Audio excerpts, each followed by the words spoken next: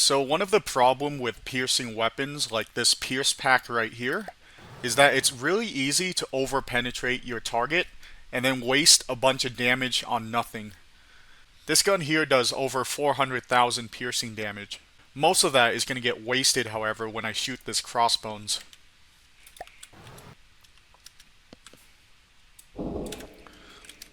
So that shot only did about 18,000 damage. That means 95% of the damage is just straight up wasted.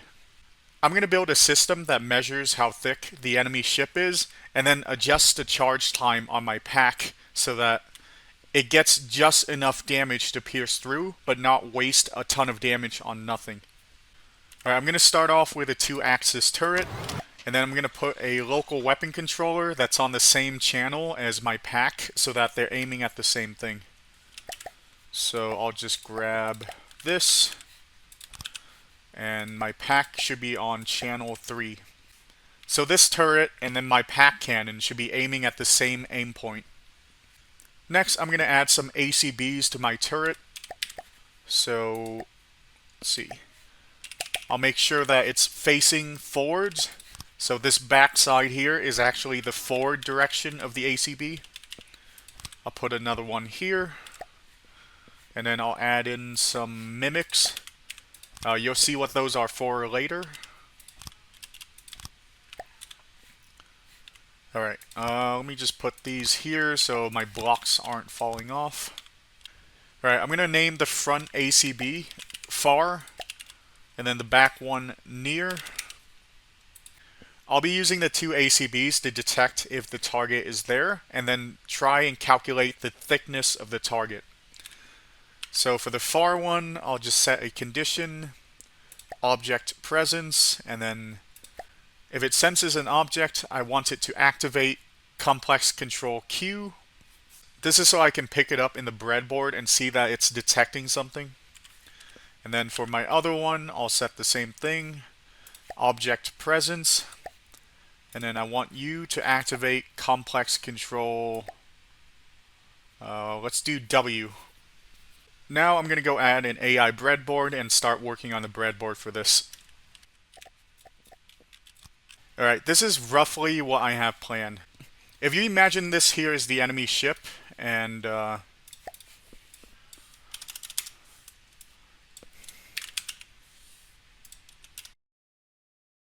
this here is the ACB for near,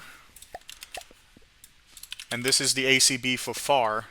If I set the distance on the ACB so that it gets as close to the enemy as possible, like this, and then for the far ACB, I'll have it come in from the other side. If I have them get close to the enemy as they can without going inside the enemy, then I can calculate how thick the enemy is by just subtracting this distance between them. So the first thing I'll need is primary target info. We can't do anything without it. I'm going to work on the near ACB first. So I'm going to grab a complex control, set this to W. Remember that W is true whenever the near ACB detects an object in front of it. I'll grab a math evaluator. I'll set this to have 3 inputs and 2 outputs. Alright, my first input will be whether or not W is true, so this should only be true if the ACB detects something inside it. And then for my second input, it'll be is there a target, and then the target distance will be my third input. And for the evaluator, I'll have this expression here. Basically what it does is it checks if we have a target. If we don't, then just set everything to 0. Otherwise, it's going to check if W is true. If W is true, which is coming into input A, then it'll subtract 1 from output 1. Otherwise, it will add 1 to output 1. My plan is to use output 1 as the offset for how far it will adjust the ACB. For my output 2, I have the enemy distance coming into input C, and then I'll add the offset from output 1 on top of it. Now I need a couple generic block setters. I'll set them to ACB, and then the first one will be my min variable, and then the second one will be my max variable. Now let's imagine that situation again. So imagine this is the enemy ship, and then this is my near. And then imagine that this block here is our ship. So what this up here does is, it'll set the range to be inside the enemy ship, and then if it senses something there, then it will slowly subtract from the range until it's no longer within the enemy ship. And then when it's outside, it'll just keep adding and subtracting the range, and we have a rough estimate of where the ship is based off where it's aiming. Now my minimum variable is going to be at the bottom of this near block here. I need to set it in such a way that we don't accidentally detect our own ship. I think if we just set a constant of 100, this will guarantee that we're not detecting our own ship because it's not checking within 100 meters of where the turret is. And then for our max variable, we'll set it to our output 2, which is how far the target is without going inside the target. Also, I need to name these filters so that it only sets the near and the far. Right now, I'll add a printer so we can kind of see what the offset is, just to help us debug this. And now I'll spawn in something so we can test it. Right, I'll spawn in a Marauder. And let's see how well it's working. Okay, looks like it's roughly found how close it has to be to the enemy target. And we can see that W is toggling between 1 and 0, which means we've roughly found where the edge is of the enemy ship. Now this is really difficult to debug and visualize, so that's where the mimic blocks are going to come in. I'm going to use these mimic blocks to visualize what's going on. So I'm going to take this one. And I'll name it near. I'm going to set the mimic to be a metal pole. We'll just do 1 meter. And now we'll use our breadboard to move the mimic and visualize what's going on. Right, I'll need a couple generic block setters for the mimic. So I need one for the scaling. Make sure that's filtered to near.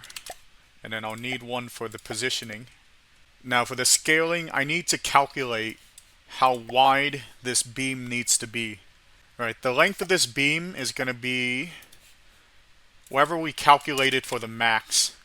And then at the bottom here is how close it is to our ship, so it'll be 100. So if we subtract 100 from this number, we should know how long the block has to be.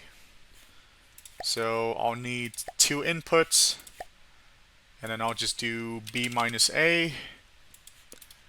Let's see, A is going to be this value near our ship, and then B will be the calculated value. The setter for scaling expects a vector 3, so we also need to set the forwards and backwards, left and right, and up and down scaling. But we're only interested in the forwards and backwards, so we'll set the other two to 1.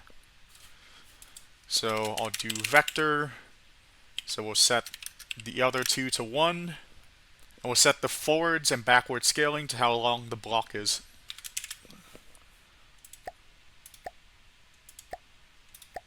Now we need to work on the positioning.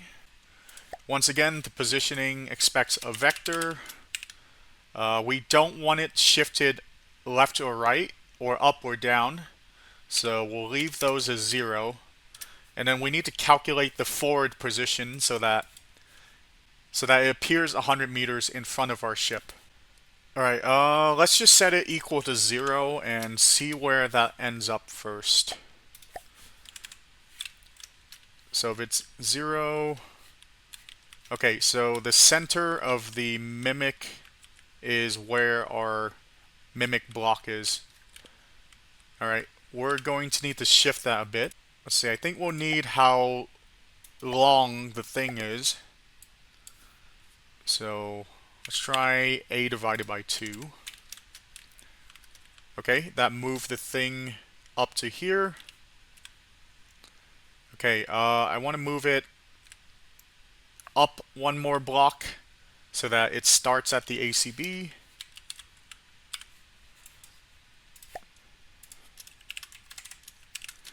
+1.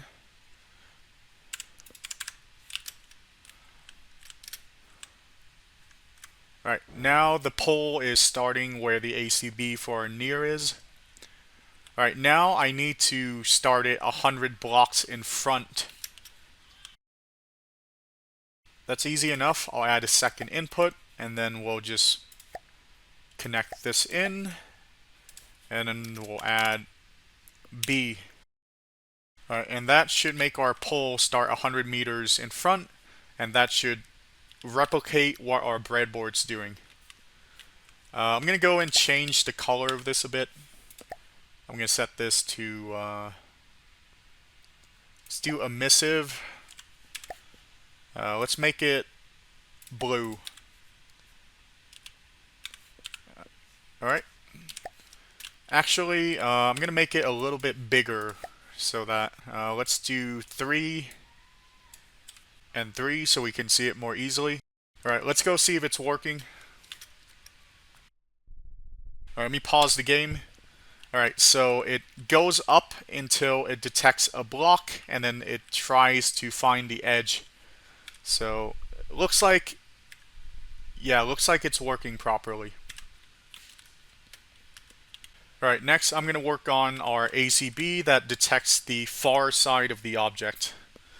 So, let's make sure that's named far. Alright.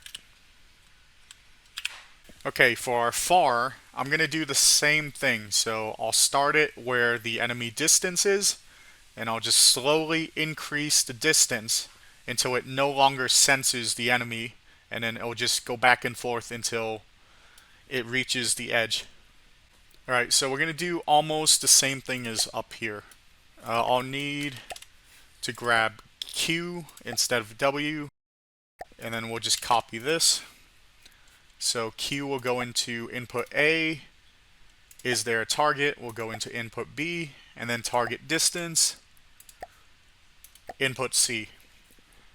And now, if I just reverse this, so if we detect A, we're going to increase the distance. If we don't detect A, then we subtract from it. And this should do the same thing as the near, but on the opposite side. Alright, let's add a printout for the offset here. And we need a couple more of these block setters.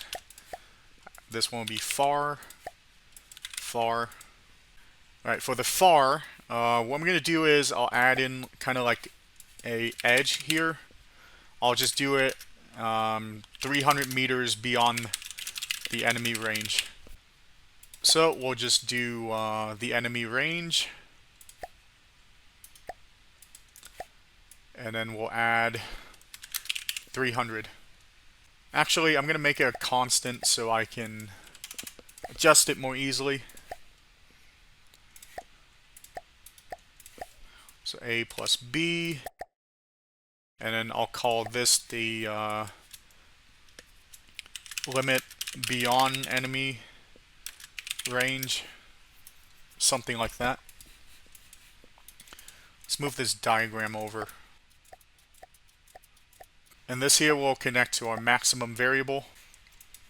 And this evaluator should connect to our minimum variable.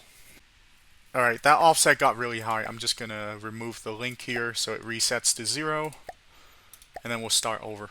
Alright, there we go. Looks like it found the edge.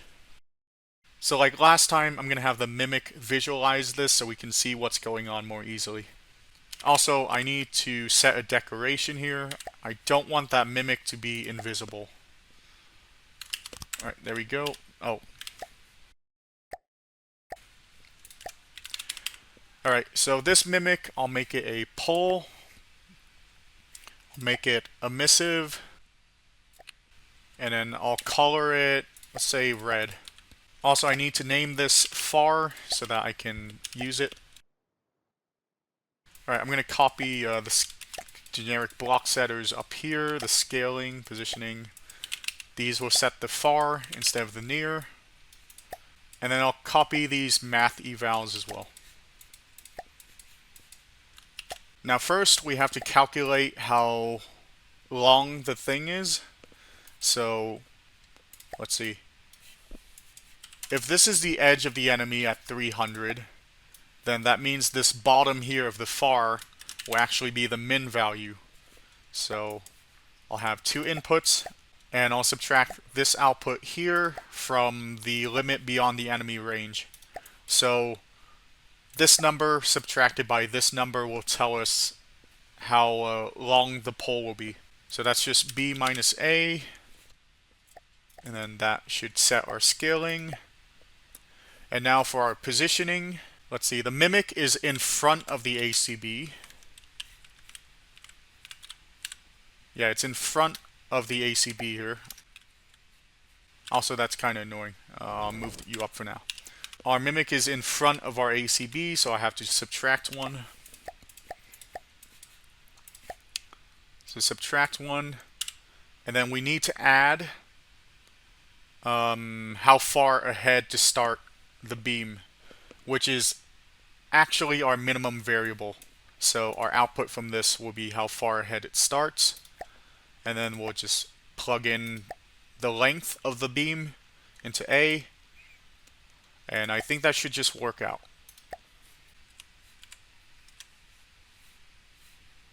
Hello? Okay, what did I do wrong here? Alright, so the link here got broken somehow. I must have missed it. So now that should properly set the red beam. Wait. That's not right. Huh, what did I do wrong? Huh, why is this number negative? Oh, I see. This wasn't supposed to be connected at all. What I was supposed to do is connect this one to B, so then it subtracts this edge here instead of like 300, which is like somewhere down here. So now that should properly tell us the length of our pole. Alright, let's go see if it works. Alright, we'll pause the game so it's not jumping around. Alright, so our near got up to here, and then it detected this block, so then it stopped, and then our far, it's detecting all the way up to this block, and then it stops. Alright, let's unpause. Let's see if it still works. Let's see if it works after it changes to a different aim point. Right now it's over here. It's detecting this, then coming out the back, kind of like right here actually. I'm not sure what it's detecting right here, but must be something invisible or some funkiness with this sub-object here. Alright, so now we know the distance here and the distance here. That means if we subtract this distance from this distance, it will actually tell us how thick the enemy ship is. Alright, let's go back to our breadboard. So right now we have this. So we know that this is the max value. And then this is the min value. So if we subtract the max from the min, that tells us how thick the enemy is. Alright, let's see, we'll grab a math evaluator. We need two inputs. We'll do b minus a. Alright, so we need our minimum, which is this guy, which comes from this output. So that will go into B. And then we need our maximum, which comes from this, which we get from here.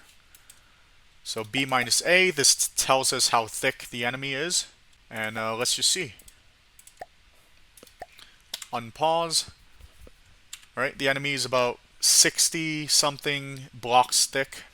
Let's use a mimic to visualize that so we can see it more clearly. I'm going to go back to these here. Also, I need to set a decoration so that I can still see that mimic. don't have a color. Let's see, you should probably do that as well for this one. Okay, this one, I think I'm going to have it be a metal block. And then I'll make it emissive. And then I'll color you green, and then we'll call it target. Alright, let's get back to the breadboard. So we know how thick it is. I'll copy these setters and the same math evaluators. Okay, this one, we'll set it to target. Target. So the thickness is just this. And then this connects up to here. Now we need to figure out where to start the metal block. The metal block would have to start here, which is our max value for our near. So we just connect this first one to this, and that will tell us where the block will start. And then we'll set the positioning. Also for this one, I'm gonna have it have a very high up and down scale so that we can see it more easily compared to the poles. So I'll just set this to like 30. Uh-oh, what happened?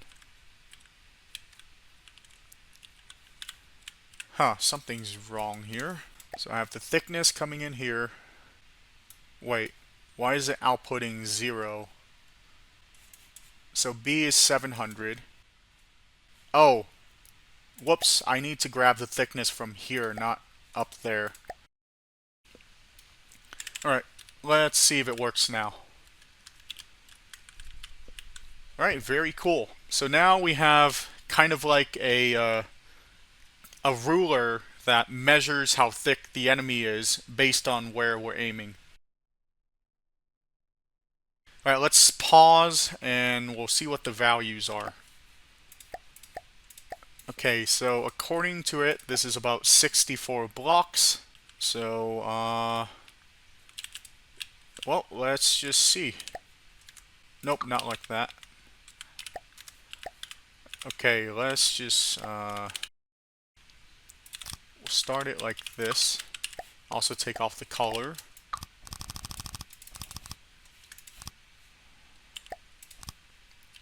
And this, no, I don't want the Marauder.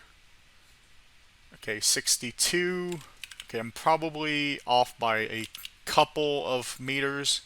Alright, so I'm angled slightly differently, so it's going to be off by a couple of blocks, but this seems fairly accurate. Alright, cool. So now we have a way to measure how thick the enemy is.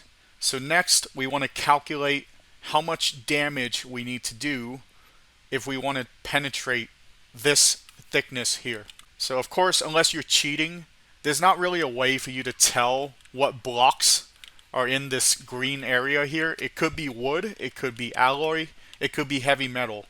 There's not really a way to tell. I think I'm just going to estimate what it is based off of what's popular in different ships. So let's just spawn something and see the composition. Alright, I'll spawn a Megalodon on my team. Okay, let's see. Let's just cut above. Let's just see how thick this armor is.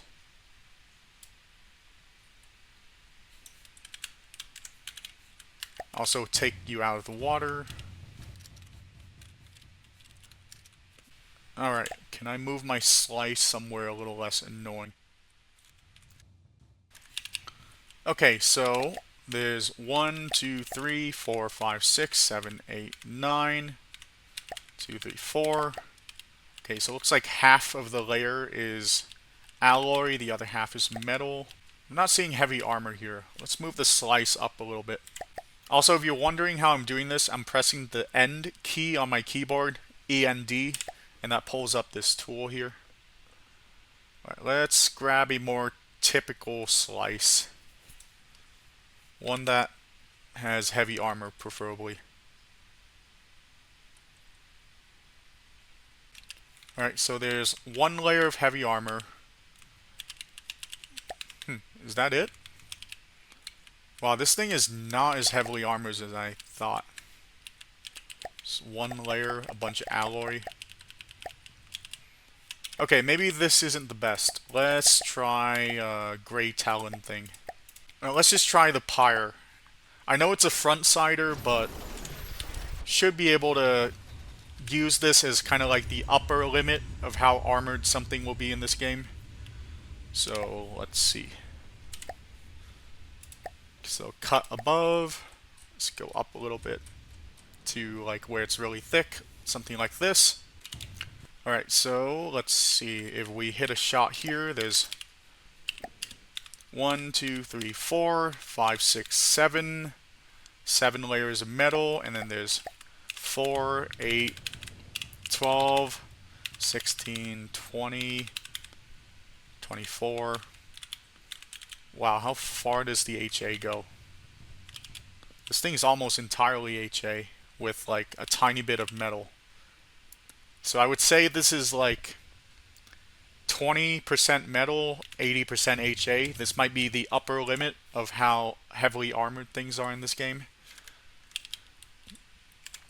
Then again, these are wedges, which is different than if they had beams that are stacking like this. So that does change things a little bit. Alright, let's just go with half and half. So we'll just assume that for any given thickness, half of it is metal, and then the other half is a heavy armor beam. This is probably a tiny bit overkill for a lot of ships, but I think half and half should work out pretty fine. So an HA beam has 6,000 health, and a metal has 1,680 health. So I'm going to calculate roughly how much damage I need to do for a given thickness if it's half and half.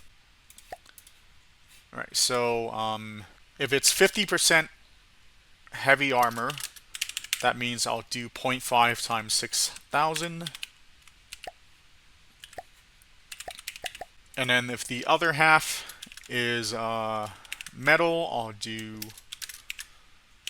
0.5 times 1680, and then I'll divide this in 2 to get the average health of every block given this armor estimate. Let's plug that in.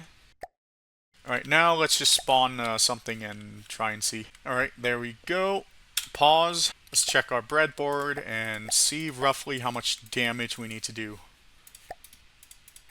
Oh, I need to multiply this by the thickness. So times A. Right, just unpause a bit. Alright, so we're getting a pretty good estimate, although this might be slightly overkill since we're assuming half of it is heavy armor. But I think this is good enough for now. I can always tweak these numbers later if I want to. Now that I have a way of measuring how thick the enemy is and calculating roughly how much piercing damage I need to do, next step is to set up a breadboard to calculate exactly how much charge I need to achieve the minimum damage to pierce through all of this. Now of course you can do this with other weapon types like lasers or APS, but I'm going to do it with PAC cannons for this video since I'm quite fond of PAC cannons. Now in order to calculate how much charge our PAC cannon needs, we need to understand how PAC damage is calculated. And for this I went down a rabbit hole of digging through the game's code to figure out exactly how it's calculated. So I made a diagram of how PAC damage works. So your damage to target is equal to your damage times your damage at range. Now this is just what they call it in the code, but this damage at range is basically your attenuation. And it's calculated by taking 1 minus your attenuation and then raising it to your range divided by 100. And the attenuation for your cannon overall is going to be this base attenuation multiplier times the base attenuation.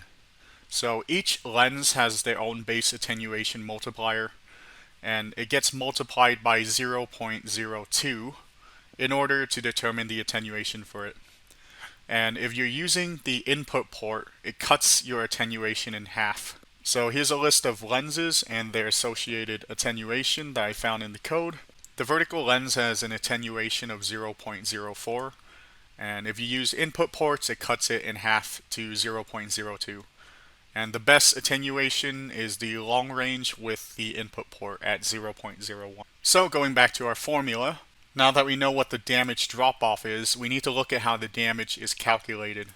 So this is where things get a little bit more complicated. So your damage is equal to your damage per energy times your energy and damage factors. Let's look at how we calculate damage per energy. It's pretty simple. Here's the values. They're just constants in the code. So each point of energy will provide this much of each damage type. So for example, if you have 10 energy, you would multiply it times, say, 0.667 for impact, and you'll do 6.67 impact damage. Now if we go back to our damage equation, there's this energy and damage factor that we have to figure out. Your energy and damage factor is equal to your energy used times your particle cannon's damage factor times your particle cannon's arm's damage factor divided by your overclock energy use factor for your particle cannon. As a side note, if your damage type is explosive, then there's an additional calculation at the end that scales down your explosive damage a little bit. And this is the formula that does it. Now our energy used is equal to our energy per second times our reload time. Our energy per second is equal to the length of our arm times this pipe energy per second constant times your overclock energy use factor. So your pipe energy per second, that's just a constant equal to 80. And then your overclock energy use factor, it's given by this equation here. So it's your overclock raised to the power of 2. This overclock energy use factor is also used in this energy and damage factor equation here. It's the term that gets divided at the end here. Next is our particle cannon's damage factor. So this is going to be your reload time damage factor times your focus damage factor times your overclock times your base damage multiplier and divided by the number of shots per arm. Your reload time damage factor is 1 plus 0.05 times log base 1.75 of your reload time divided by 10. Going back up, your focus damage factor is going to be this equation here. It's 50 divided by your focus raised to the power of 0.3.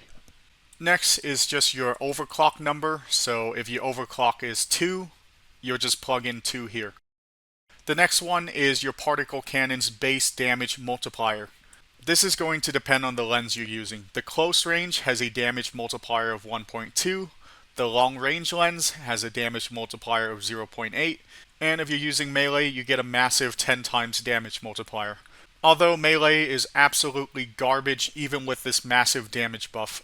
And going back, you have your shots per arm. Your shots per arm is equal to 1 unless you're using a scatter lens, in which case it's equal to this formula here. So basically every 10-second of reload time you get an extra shot. So at 20-second reload time you get 1 plus 2 equals 3 shots per arm. Now if we go back,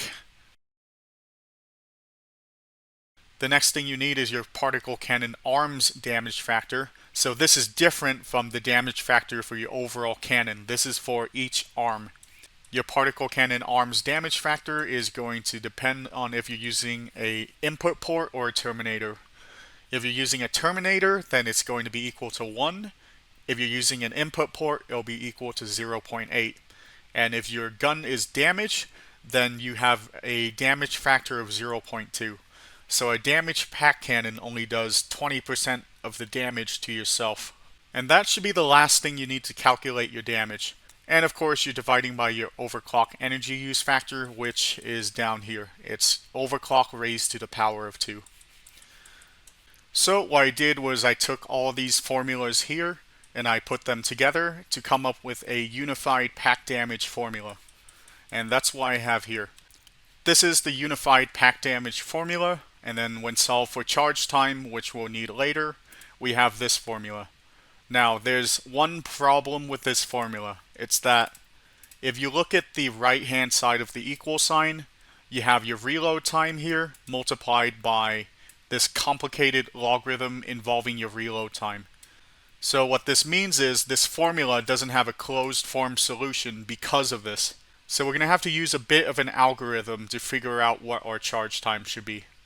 As an interesting side tangent, I want to talk about this attenuation factor here. So every lens has their own attenuation, and every lens also has their own damage factor down here. What this means is, depending on what range your target is at, there's an ideal lens that will do more damage than every other lens.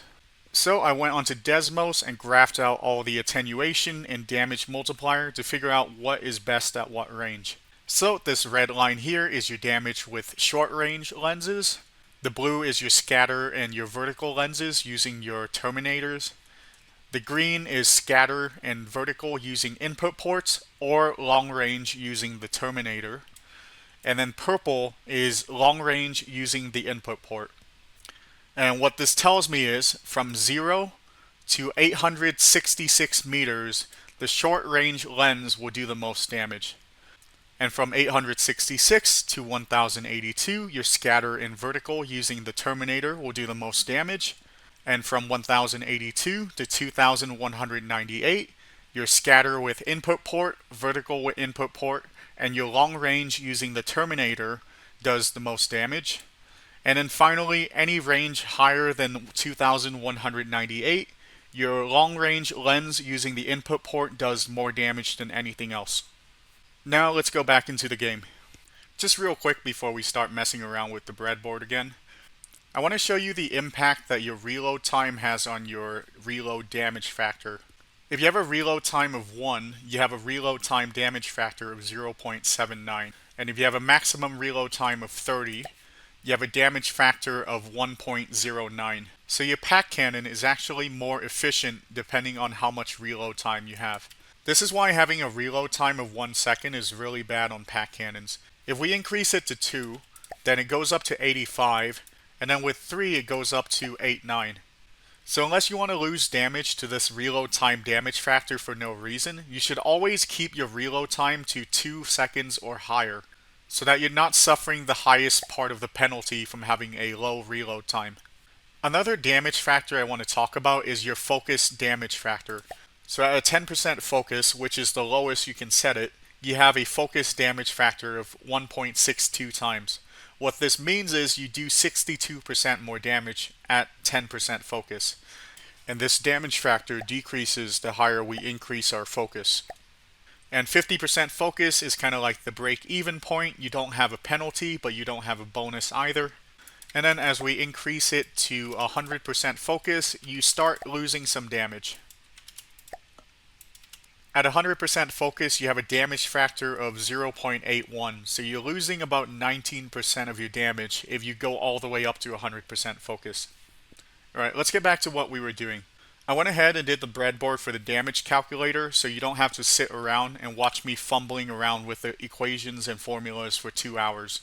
So this is our unified PAC damage formula. I solved it for the charge time down here. And here I simplified the formula a little bit by plugging in constants that I know and removing some terms that canceled out. So because we're doing piercing PAC, this is our damage per energy. I just substitute it into here. And then we're using 1 shot per arm because we're not using scatter lens. So I just plug these constants in to get my simplified formula.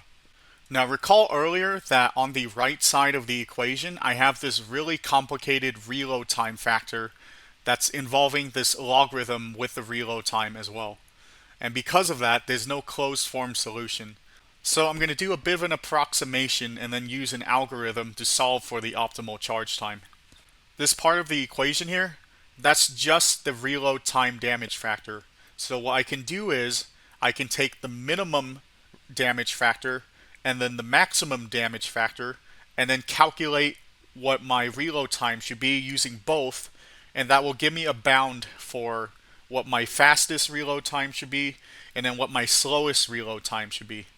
So our minimum reload time factor is 0.794, our maximum is 1.098, and then using the minimum gives us the upper bound on the reload time, using the maximum gives us the lower bound on the reload time. And all I have to do to solve for this particle cannon reload time term is just dividing the constant 0.794 or 1.098 onto the other side so that I can solve for my reload time. What I have here is a math evaluator that calculates the upper and the lower bound of my reload time. So the top here uses the maximum damage factor, and then the bottom here uses the minimum damage factor, and this gives me the highest possible reload time and the lowest possible reload time. And all the inputs to this is on this table here. So I have A, which is my required damage. I'm going to replace this with the damage calculator that we made earlier. And then input B is just the length of my cannon. It's 1000. C is going to be my focus, which I got using the generic block getter.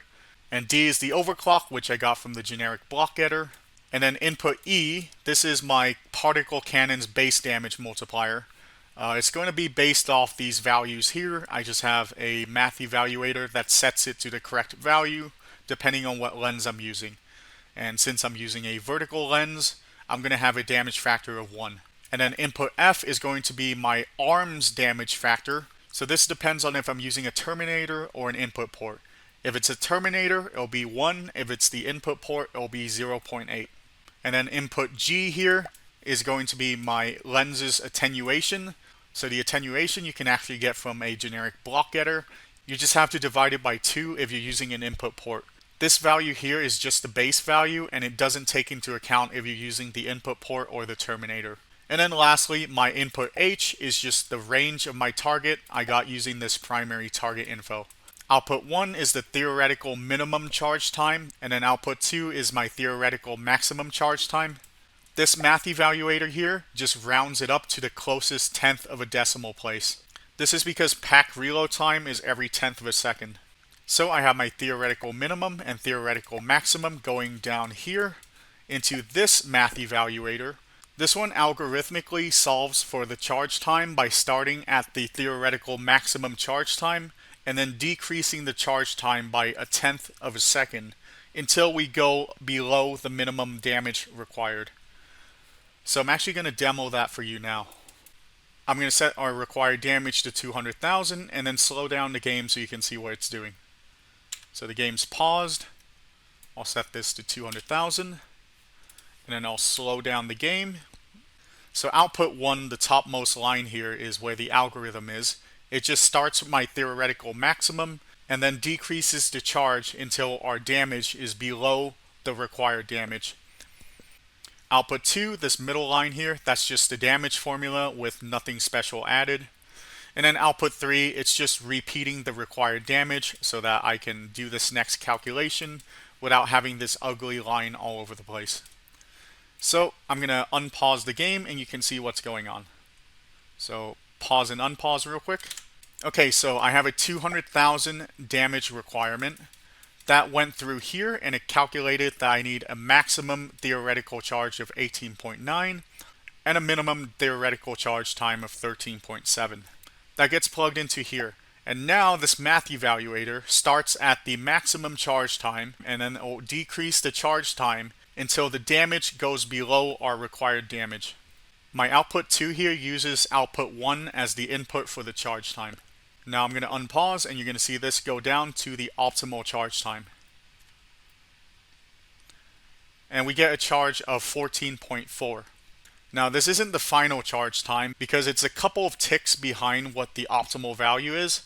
And to account for that, I just have this add 0.2 to the final calculated charge because it's a couple of ticks behind. There's also some range checking built in so we don't go higher than 30 or lower than 1 charge time. So the way I have it implemented here, starting with the maximum theoretical charge required and then decreasing until we reach the desired damage, this guarantees that we always do at least the required damage if it's possible for the gun to do that much damage. Now all of this here is a little bit complicated and I know I went through it a little bit fast because I don't want to bore you with all the details about the math and not. But if you have any questions about how any of this works, then just drop a comment and then I'll reply to it as soon as I can. Now we just have to put both pieces of the puzzle together. We have a calculator that calculates how much charge time to use, and we have one that calculates how thick the enemy is and estimates how much damage needed to pierce it. So in order to put this together, I need to take this contraption here and then place it near my particle cannon, so wherever it's measuring will be close to where my shot comes from. So I'm just going to save this as a sub-object and move it over. Now, since it's a sub-object, I can actually do some clipping shenanigans and put it right here. So it's at the same height as where the shot is going to come from, which is the bottom of this lens here. Which, by the way, if you don't know this already, this lens here, the way I have it facing, the shot only comes out of the bottom block here, not at the top. If you want to check to be sure, you can always block off one side and then see if it still fires. So here my particle cannon still fires, and it's firing from the bottom here. Now I'm just going to put it down here. I think this is close enough, and any error really doesn't matter. I'm going to add some blocks so that it doesn't fall off if I turn on connection rules. There we go. And get rid of this, we don't need you anymore. And because this turret is on this turret, which has its own local weapon controller, this local weapon controller will have the PAC and the turret aim at the same thing. Now I'm going to copy this breadboard, which measures how thick the enemy is and estimates the damage, to the other one with the particle cannon controller. Alright, I am back. I just finished adding the measurement portion of the breadboard to the calculator portion. So down here is where we calculate the required damage. We just pass it on to this one, which goes into the calculator section, which calculates our reload time. So now let's see the thing in action. Before that though, I'm gonna set this to 0 so that it only controls the turret orientation. Add a complex control, we'll make this complex control A. And then I'll have this be the key to fire my particle cannon. So vertical lens, fire now. That way, whenever I want to fire, I'll just press T to trigger complex propulsion A so that I can fire. There we go. Alright, let's test it against some stuff. Let's try a Marauder. Stop shooting, stop moving. Let's see, allow you to aim. Huh. Wait. Something's happening. Why aren't you doing the thing? Alright. I might have messed something up here. Oh. I just realized why I messed up. I had this set to A instead of Q. That was the complex control to control the ACB.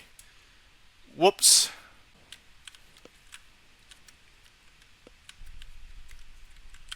Okay, something's going on. Why is it not working? Huh. Oh. Okay, I might have forgot to change the filter for targets. That might have been messing it up. Okay. Kinda see it. So why is the near not working? That's the far. That's the target. Why is this scaling on this 0? Oh, I forgot to hook this up. Okay, if I remember correctly, so I think this goes into A, and then my output here goes into this one. Okay, are you working now? Are you happy? There we go, finally. Man, it's so finicky. Every time I look away, I need to keep the gun inside my field of view, otherwise the decoration just, disappears. Yeah, that is a little bit annoying, but what can you do?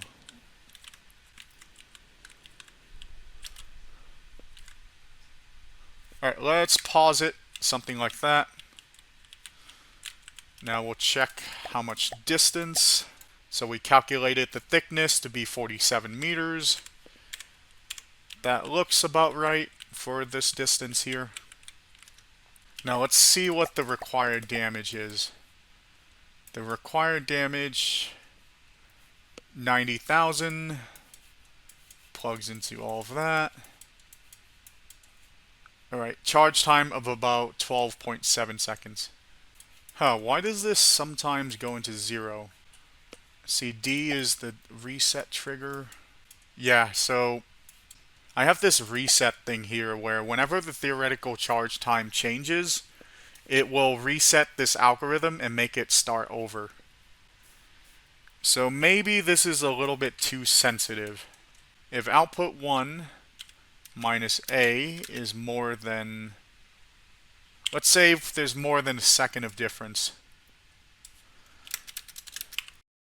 That way it's not flickering around so much. Alright, there we go. So whenever it settles, it should stay there unless the theoretical minimum and maximum charge time jumps around by over a second, which should happen if the aim point changes or the target gets closer or anything like that. Alright, I'm going to add a projector so I can have it display some information so that this is a little bit more easy to see. So I'm going to go into hologram. Alright, I want to put it on the main turret here. Text, testing, projection range. Let's make the font kind of big.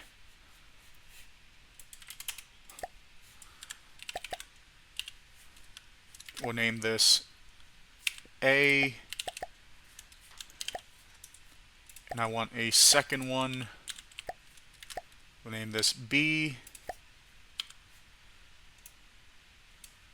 Let's see, we'll make that 12. We'll make the range 11. And then we'll just shift this one up by like 3. Now I'll just add in something that displays the required damage. Let's see, where's the thing? Hologram B, text to display. And then we'll just grab this guy. And then I'll just do a string. Required, actually, thickness.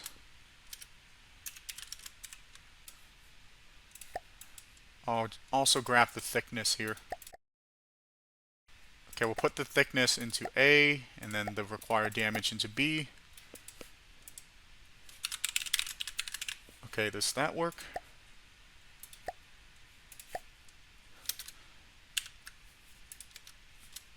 And then we'll put some spaces, and then we'll put required damage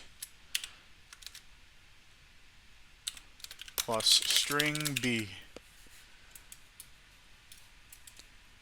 Alright, and then I'm going to go over here. For the other hologram, I'm going to have it print out reload time. We'll call it charge time. Charge time plus string of A. Alright, there we go. We have a little bit more information to work with. This is a bit close. I'm going to push you out a bit. Let's try 21 and 22. There we go. Alright, so we have a charge time of 1.2 seconds. Let me pause this, which will do 71,000 damage, which is required to punch through that many blocks. Now, that's a bit of an overestimate because we made the assumption that half of it will be metal and half of it will be heavy armor. But at least with this, we're not like overkilling the target by a massive amount. Let's double check our damage. Wait, something's not right. Why is our charge time? Something's not right here. Is this reset going crazy? No. This reset mechanism needs work.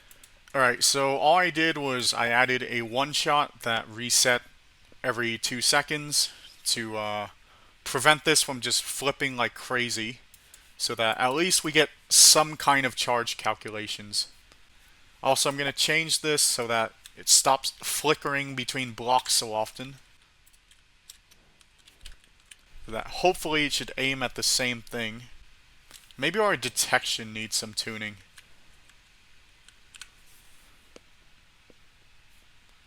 Detection's getting a bit crazy. Let's just up everything a little bit.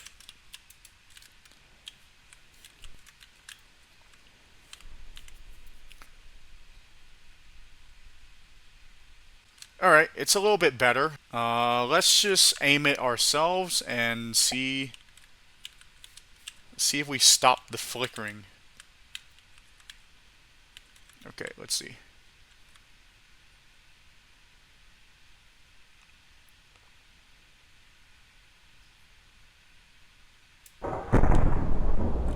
Okay, so it's a little bit more stable if we just aim the thing ourselves.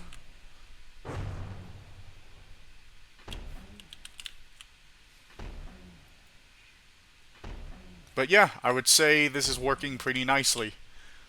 Now, of course, it's a Marauder, and we're over-penning the crap out of it, but I think we're using a charge time of like 7 seconds, which isn't too bad.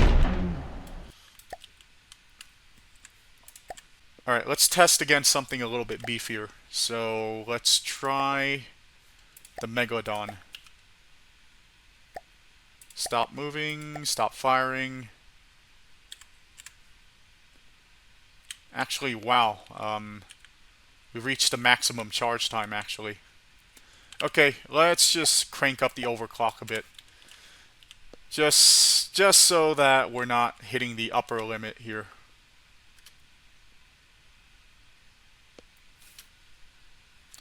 Wow, we actually require that much damage.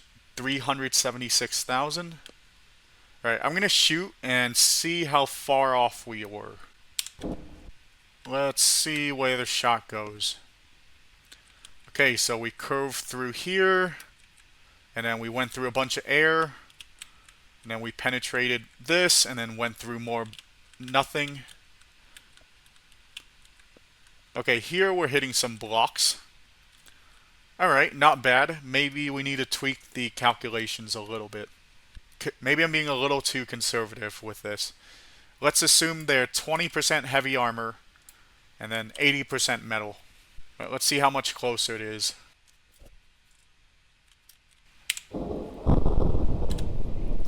Wow, we're still quite a bit off. So we were expecting 251,000 damage, and we only did 74k.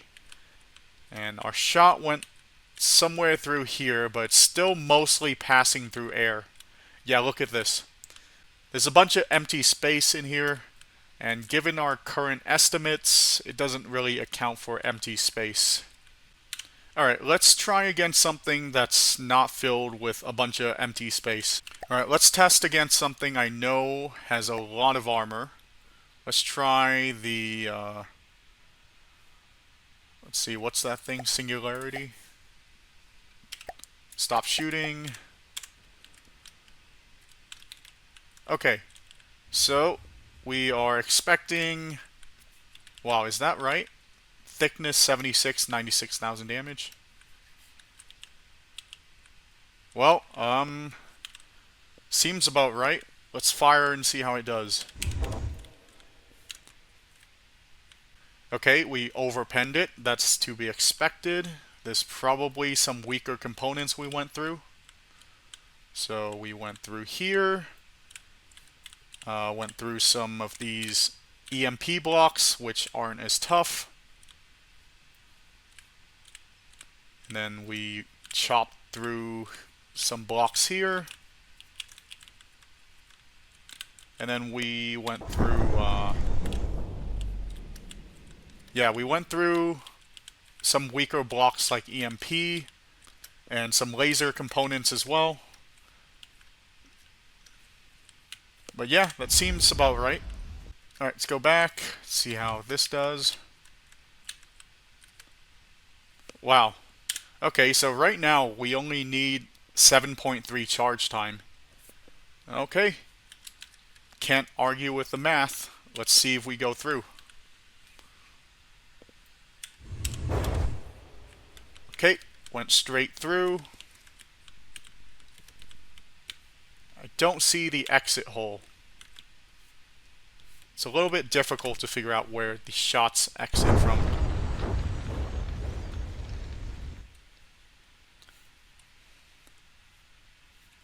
Yeah, I can't find it. That shot probably took out the left APS, and that's why it's like, wow, it's burning itself up in there. Alright, let her rip.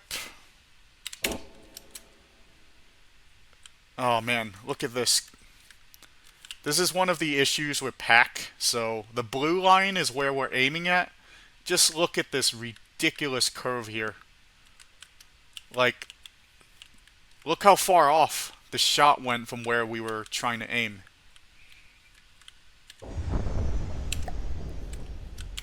Okay, maybe let's up the focus a little bit. Let's go up to 70. Alright, fire.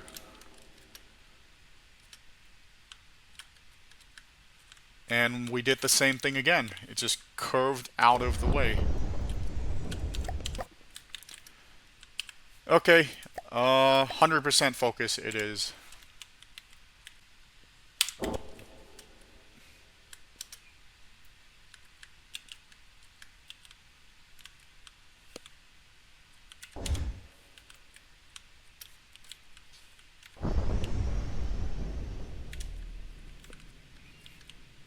I think we actually underpenned it. We went through some really high HP blocks, and I don't think that traveled all the way through.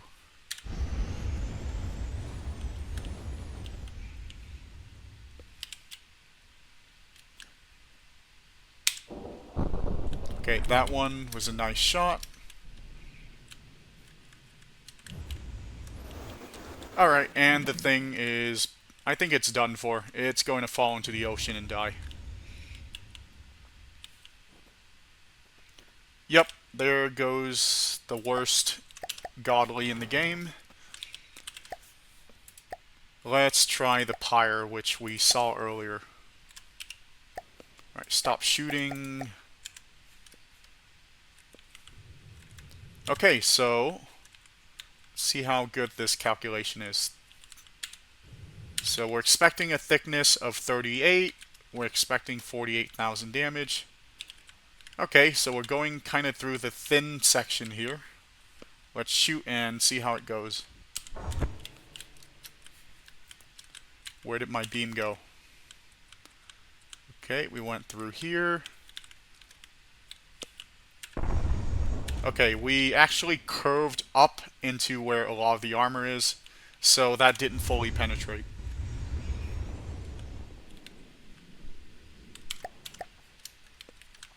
Here, let's manually aim so we're not dealing with this. I'll aim at the thicker top side here. Fire. Okay, went through all of that. Okay, there we go. Went through some APS, and I believe it went out the backside right here. So, what was our expected damage? Wow, that's actually really close. We were expecting 68,000 to penetrate, and if we look in the top right, we did 62k of piercing damage. Okay, let's just keep manually aiming. It looks like manually aiming works better for these kind of things. Alright, let's aim at the thick section, and we'll fire now. And let's see how well that does. Okay, that landed pretty much perfectly where we were expecting it. And that penetrated all the way through all that engine component and out the backside. So let's compare the damage to what we were expecting. We were expecting 117,000, we did 103,000, so not a lot of wasted damage. So yeah, overall I'm pretty happy with how well this thing performs. It's a little bit finicky, especially trying to estimate how much damage you need to do. Especially when I'm fighting like the Megalodon, where there's just giant like empty space on the inside with nothing in it. But for dealing with dense things like the pyre, the calculations aren't that far off. Alright, let's try another shot here. We were expecting 83k, we did 67k, went through kind of right here, and out the backside.